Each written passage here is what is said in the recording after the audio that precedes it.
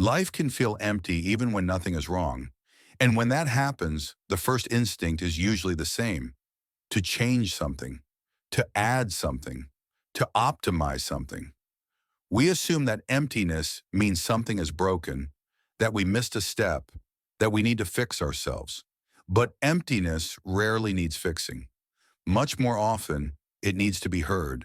So instead of asking, "What should I do to feel better?" try asking something quieter. "What have I been pushing aside for a long time?" Very often, emptiness is what remains when you've been ignoring yourself quietly, day after day, without even realizing it. This kind of emptiness doesn't look dramatic. You're not falling apart. You're not in crisis. You still function. You wake up, you answer messages, you show up where you're expected to be. From the outside, your life looks fine, stable, reasonable. And if someone asked how you're doing, you'd probably say, "I'm fine," because technically you are. That's what makes this feeling so confusing. There's nothing obviously wrong, and yet something feels flat, muted, distant, almost like you're watching your own life instead of fully being in it. Here's something important to say clearly. This feeling does not mean you're ungrateful. It does not mean you're lazy. It does not mean you failed at life. In fact, this kind of emptiness often appears in people who did everything right. You learned to be responsible. You learned to be productive. You learned how to function well. And at some point, functioning quietly replaced feeling. Most of us were taught how life should look: be productive, be stable, be reasonable, don't complain too much, don't feel too much, don't fall behind. So we learned to optimize life instead of actually experiencing it. We chose practical paths. We delayed questions that felt too emotional. We told ourselves we'd feel fulfilled later. And for a while that works. Life moves forward. Milestones happen. Things make sense on paper. But over time, something subtle happens. We start living based on expectations instead of connection. Connection to ourselves, to curiosity, to what actually feels alive. And the emptiness doesn't arrive suddenly. It shows up quietly, between tasks, between weekends that all start to feel the same, between moments where everything is fine but nothing feels present. It's important to understand this. Emptiness is not the absence of happiness. It's the absence of presence. You're doing things, but you're not fully there while doing them.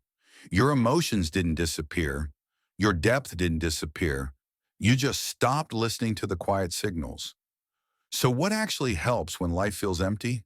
Not big answers, not dramatic changes, small, honest moments of reconnection.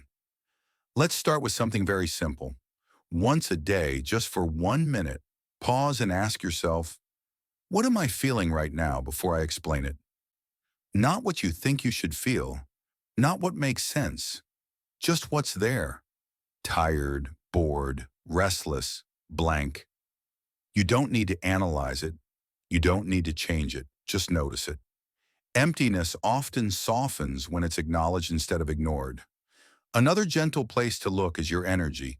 Ask yourself, what gives me energy and what quietly drains it? Not in theory, in real life. Notice which conversations leave you feeling lighter, which tasks don't exhaust you, which moments make time feel different. And also notice the opposite, the obligations you keep postponing, the roles you perform instead of live, the routines that feel heavy for no clear reason. Emptiness often lives exactly where your energy has been leaking for years. A lot of people try to find meaning while their life is incredibly noisy. Constant input, constant stimulation, constant distraction, but meaning rarely shows up in noise. So before searching for answers, try creating one quiet space in your week. No scrolling, no podcasts, no background noise, just walking, sitting, doing something simple. At first, this silence can feel uncomfortable. That discomfort isn't emptiness. It's your own thoughts returning. Instead of asking big questions like, what should I do with my life? Try asking something more honest. What feels false in my life even if it looks good? And then, what feels true, even if it doesn't impress anyone? Honest answers are often quiet. I want less pressure. I want more depth. I want more space. I want to feel again. Emptiness often appears when your life is full of things that look right but feel wrong. Here's something surprisingly important. Give yourself permission to not know. Say it clearly, even silently. I don't have answers right now, and that's okay. You don't need a full plan. You don't need a new identity. You don't need to force clarity.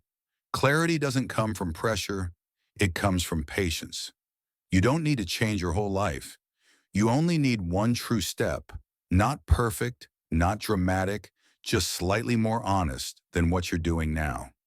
Sometimes emptiness lifts not because life changed, but because you stop betraying yourself in small, quiet ways. If life feels empty even when nothing is wrong, it doesn't mean you're lost. It often means you've outgrown the version of life you were living. Emptiness isn't asking you to escape. It's asking you to listen. And when you do, slowly and honestly, it usually turns into clarity. Before you move on, before you look for answers, before you try to understand everything, just pause for a moment.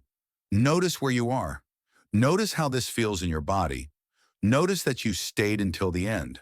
That already says something. If this video resonated with you, it doesn't mean something is wrong with your life. It usually means you're becoming more honest with yourself. And honesty often comes before clarity, before change, before direction. You don't need to rush out of this feeling. You don't need to label it. You don't need to fix it. Let it be a quiet checkpoint, a moment where you stop performing and start listening. Because life doesn't become meaningful all at once. It becomes meaningful in small moments of attention, in subtle shifts, in choosing presence over autopilot. And sometimes the most important step is simply allowing yourself to feel what you've been avoiding. That's not the end of the process. That's where it begins.